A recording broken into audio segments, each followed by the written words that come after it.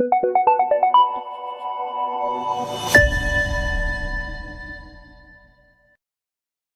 we are vlog again. What's up guys? It's your boy Romy.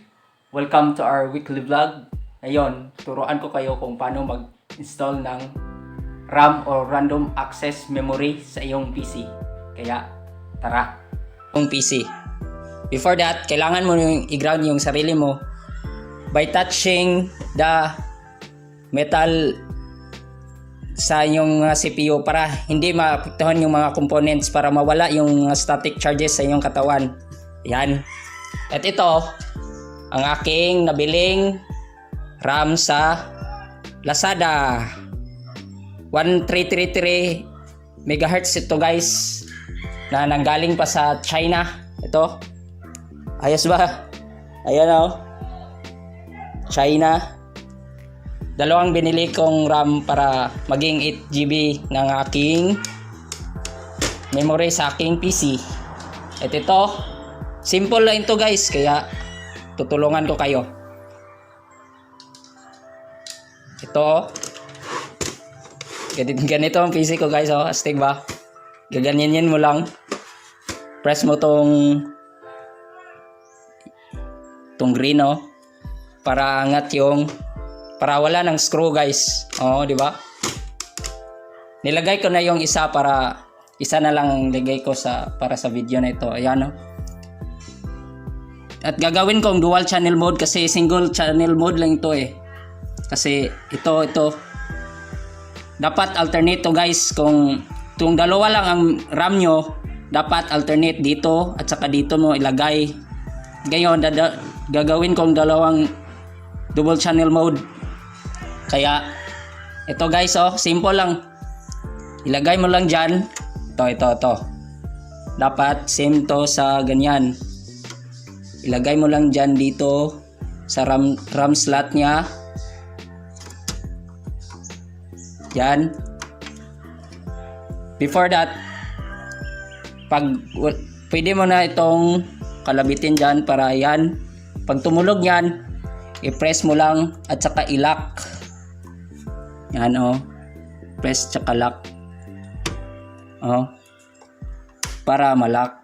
Ito yung una kong nilagay. Tsaka ito, dalawang RAM binili ko worth 795 lang. Yan.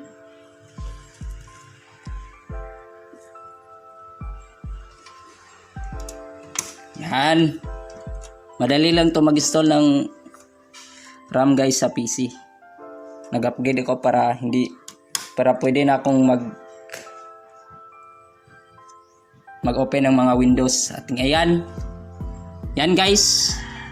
Ganyan lang kasimple maglagay ng RAM sa inyong PC. Ito, balik na natin. Oh, di ba? Oh. Salamat guys. Good luck and have fun. Guys. At ngayon, nalagay na nga natin yung RAM sa aking PC. At ngayon, i-check natin ngayon kung na-read na nga ba niya. Na-save ko na siya sa BIOS. At sinave ko na yung changes sa BIOS niya. At ito, simple lang guys, oh. I-right click mo yan. Punta ka sa Task Manager. Hanapin mo lang yung Task Manager. At sa Performance. Ayan, Performance. Ito yung CPU ko at ito yung memory. Ayan. Na-read na nga niya. Dati 4GB DDR3 lang to. Ngayon 8GB DDR3 ngayon. At 1333 MHz. At before guys, kung mag-install kayo or bibili kayo, dapat i-check mo na niyo kung ano ang compatible na RAM sa iyong PC. Pwede niyo i-check sa Google. Hanapin niyo kung anong PC model ang motherboard model niyo, or by dito sa Task Manager kung mag-upgrade lang kayo. Ayan.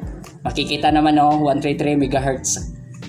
At maganda pala sa nabili ko sa online guys, may libre siyang ito, memory card reader ito na micro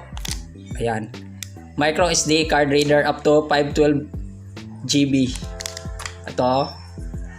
Open oh. Ayan, wait ah.